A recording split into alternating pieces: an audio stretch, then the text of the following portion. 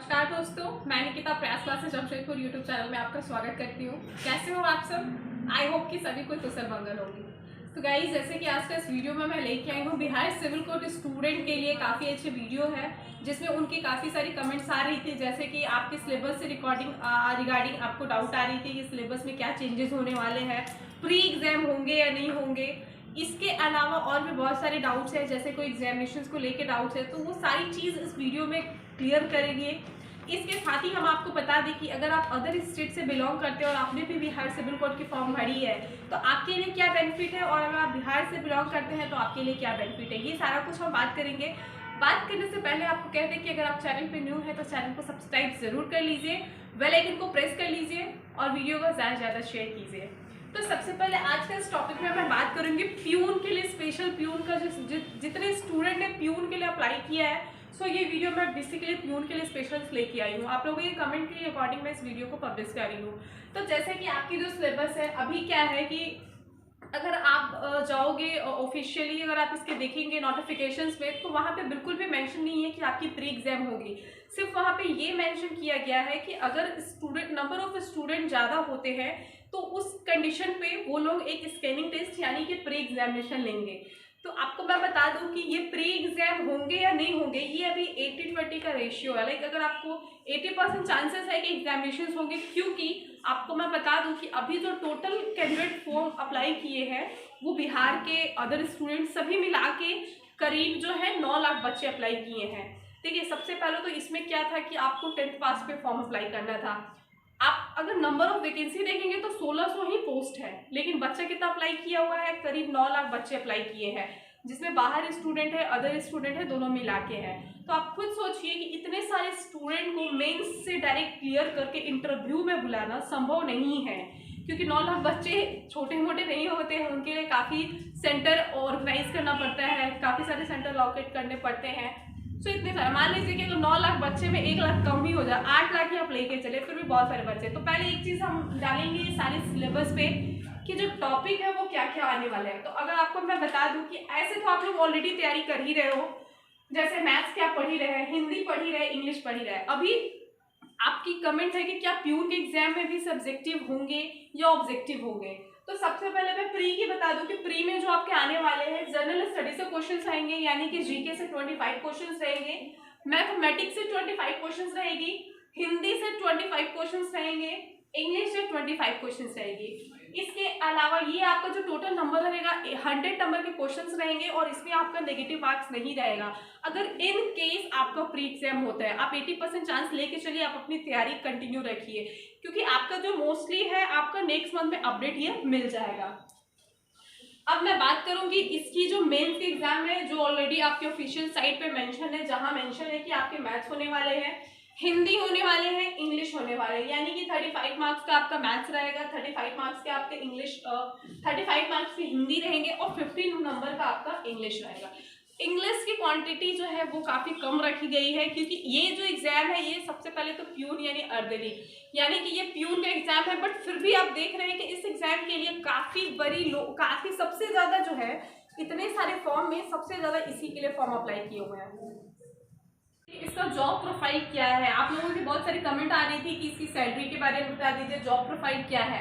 आपका प्यून का आपके मन में सिर्फ यही क्वेश्चन आ रहे हैं कि प्यून का मतलब है यानी कि कहीं साफ सफाई वगैरह करना तो नहीं पड़ेगा, तो बिल्कुल भी नहीं है, साफ सफाई आपको नहीं करनी है। आपका जो जॉब प्रोफाइल है वो आपका ऑफिस मेंटेन करना होगा, यानी कि आपको जो पेपर मेंटेन करना है, ऑफिस एक मेंटेन करके रखनी होगी।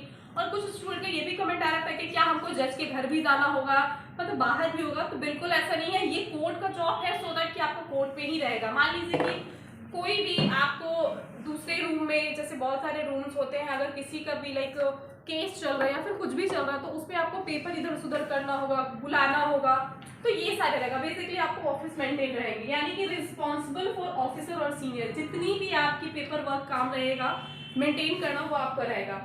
सैलरी की अगर मैं बात करूंगी तो सैलरी जो रहेगा आपका ग्रेड पे 2400 पर रहेगा, यानी कि 18,000 से लेके 54,000 के बीच में रहने वाली सैलरी, यानी कि जो इन हैंड आपको सैलरी मिलेगी करीब 24 से 25,000 के हाथ में आपको सैलरी मिलेगी, जिसमें आपके सारा कुछ डिडक्ट हो गए, सारी कुछ फैसिलिटीज इसमें अवेलेबल मिलेगी। अब इसकी फैसिलिटीज की बात करूंगी तो इसमें आपका सिर्फ और सिर्फ मेडिकल फैसिलिटीज़ है, मेडिकल लीव आपको अवेलेबल मिलेंगे। अब जैसे कि मैं बात करूंगी कि अगर आप अदर स्टेट से फॉर्म आपने अप्लाई किया है और अगर आप बिहार के रहने वाले हैं तो इन दोनों में क्या डिफरेंसेस है। देखिए, अगर आप बिहार स्टेट से अलग से आपने फॉर्म अप्लाई किया है तो आपको सिर्फ और सिर्फ जनरल में फाइट करना पड़ेगा, यानी कि आपकी जो जनरल सीट जितने अवेलेबल है उस पर ही फाइट करना होगा। और अगर आप बिहार से हैं तो बिहार में आपको पूरे सीट मिलेंगे। और इसके अलावा सबसे अच्छी जो बेनिफिट है वो फीमेल को है, यानी कि इसमें आपको 35% का रिजर्वेशन मिल रहा है। तो अगर आप फीमेल कैंडिडेट है और आपने क्लर्क की अप्लाई किया है या फिर पीयून अप्लाई किया, जो भी फॉर्म अप्लाई किए तो उसमें आपको 35% का रिजर्वेशन आपको देखने को मिलेंगे। तो आपके लिए काफ़ी अच्छा अपॉर्चुनिटीज़ है, क्योंकि देखिए ऑलरेडी बिहार सरकार में और सारे एग्जामिनेशन पे अलाउड कर दिए गए हैं कि जो भी एग्जामिनेशन होती है फीमेल को उसमें 35% का रिजर्वेशन मिलेगा। अब हम इसके एग्जाम की बात करेंगे तो इसकी जो एग्जाम होगी वो आपकी ऑफलाइन एग्जाम होगी, ऑनलाइन एग्जाम नहीं, तो ऑफलाइन एग्जामिनेशन होगी। इसके अलावा आपका उमर सीट पे एग्जाम होगी और सबसे बड़ी बात कि इसमें आपका नेगेटिव मार्क्स नहीं है, फिलहाल अभी नेगेटिव मार्क्स नहीं है। और आपके जो क्वेश्चंस पेपर मिलेंगे आपको बाइलिंगुअल क्वेश्चंस मिलेगी। अभी आपको मैं बता दूं कि जो एज पर डाटा आपको देखने को मिल रहा है उसमें आपका 32 सेंटर जो है आपका अलाउटेड कर दिए गए हैं। और ये जो एग्जामिनेशन होगी आपकी सीसीटीवी की निगरानी में होगी, यानी कि जैसे आपके देख रहे हैं बिहार में जो भी पेपर आपके लीक हुए हैं, फिलहाल अगर सिविल कोड की बात किया जाए तो ऐसे प्रीवियस में भी नहीं हुए हैं, तो काफ़ी सख्ती के साथ एग्जामिनेशंस लेने का पूरा मूड बनाया जा रहा है। इसी कारण आपकी एग्जाम में देरी हो रही है। और अभी हम आपको बता दें कि जीडी की भी एग्जाम चल रही है, तो जीडी की एग्जाम जब आपकी कंप्लीट होगी उसके बाद अभी बिहार सचिवालय एग्जाम फिर से री एग्जाम लिए जाएंगे, तो थोड़े से आपका टाइम लगने वाले हैं। यानी कि जो आपकी एग्जामिनेशन एक्सपेक्टेशंस रखा जाए वो आपका मार्च आप लेके चलिए, फेब लास्ट के बाद में आपको सारा कुछ क्लियर हो जाएगा, यानी कि मार्च से अप्रैल के बीच में एग्जाम लिए जाएंगे। और आपको मैं बता दूं कि जो एग्जामिनेशंस होगी वो सभी, जैसे कि आपने क्लर्क भी अप्लाई किया है, प्यून भी अप्लाई किया है, तो आपका जो एग्जाम होगा अदर डेज में होने वाले हैं, यानी कि एक साथ आपकी एग्जामिनेशंस नहीं होने वाली है। और आप जैसे कि आपका ये भी क्वेश्चन आ रहा था कि अगर आप बाहर से हैं तो आपका एग्जाम कहाँ पे होगा, आपकी भी एग्जाम बिहार ही के ही सेंटर पे होगी। तो यही चीज़ है ना कि अगर जब भी हम फॉर्म भरते हैं और अगर हमारा बिहार का रेजिडेंशियल होता है तो आपको हमेशा उस पर करना चाहिए। इससे क्या है कि आपको भी बेनिफिट मिलती है। अब मैं बात करूँगी कि आपको जो है इस पर फोकस किस पे करना है। देखिए, सबसे पहले आप मैथ और हिंदी की बात करेंगे तो अगर आपका मैथ और हिंदी को छोड़कर अगर हम लैंग्वेज की बात करेंगे तो हिंदी और इंग्लिश है। तो बहुत से कुछ स्टूडेंट ऐसे होते हैं जिनकी इंग्लिश काफ़ी अच्छी होती है, कुछ स्टूडेंट ऐसे होते हैं कि हिंदी अच्छी होती है। तो अगर आपका हिंदी अच्छा है या इंग्लिश अच्छा है तो आप कोशिश करिए कि जैसे इसमें 35 मार्क्स है, प्रैक्टिस से रेगुलर करिए, इससे आपका एवरेज पता चल जाएगा आपकी जो अंदर एक्यूरेसी है वो कितनी है, आप कितने परसेंटेज को सही कर पा रहे हैं वो आपको पता चल जाएगा। तो आपको इसमें अगर 85 मान के चल जाएगा, अगर 85 मार्क्स का एग्जाम हो रहे हैं तो आपको कम से कम अगर कट ऑफ की बात करेंगे तो 70 आपका जा रही है, 74 72 जाएगा ही जाएगा, क्योंकि बहुत सारे स्टूडेंट फॉर्म अप्लाई किए हैं तो पेपर तो टफ रखेगा ही रखेगा। तो आपको इंग्लिश पे थोड़ा सा फोकस कर लेना है, इंग्लिश और मैथ्स पे आप ध्यान दे दीजिए, क्योंकि हिंदी में नो डाउट कि आपको अच्छा आप कर लेते हैं, क्योंकि हिंदी ऐसा सब्जेक्ट कि हम स्टार्टिंग से भी हम लोग भी पढ़ते हैं और थोड़ी बहुत हम इस फील्ड में आपका नॉलेज होता है। जैसे कि आपकी मैथ्स भी स्ट्रॉन्ग है, मैथ्स अगर प्रैक्टिस करा तो आपको जो ध्यान देना है वो इंग्लिश पे देना है। इंग्लिश आप फोकस कर लीजिए। कितना मिनट हुआ? सो गाइज, आपको जो फोकस करनी है आप इन सब पे फोकस करिए, ज़्यादा बेटर रहेगा। और आपके पास अभी टाइम कम है तो हम जस्ट आपको सजेशन करेंगे कि अगर आप एक एक टॉपिक लेके चलते हैं तो वो कंप्लीट होने में काफ़ी टाइम लग जाएगा। तो आपको क्या करना है, एक आप मार्केट से बुक ले लीजिए।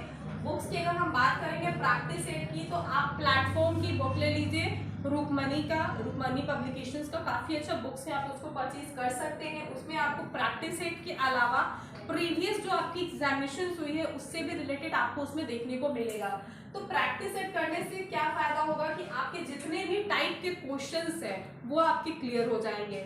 तो अभी आपको प्रैक्टिस सेट ले लेना है, पर डे आपको 1 सेट 2 सेट लेके चलना है। एज पर 30 डेज के एक रूटीन लेके चलिए कि हमको 30 डेज में आपको इतना कंप्लीट करना है, क्योंकि अगर अभी आप एक एक टॉपिक लेके चलेंगे तो थोड़ा सा पॉसिबल नहीं है, क्योंकि आपको पढ़ना बहुत कुछ है और आपके साथ में कॉम्पिटिशन्स में भी काफ़ी लोग हैं।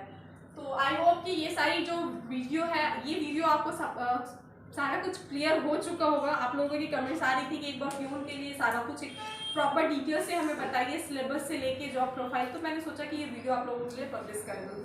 सो गाइज आई होप कि ये वीडियो आपको समझ में आई होगी। तो अगर चैनल पे न्यू है तो चैनल सब्सक्राइब जरूर कर दीजिएगा, बेल आइकन को प्रेस कर दें और वीडियो को ज़्यादा शेयर करें। मिलते हैं फिर नेक्स्ट वीडियो में इसी तरह। Thank you so much.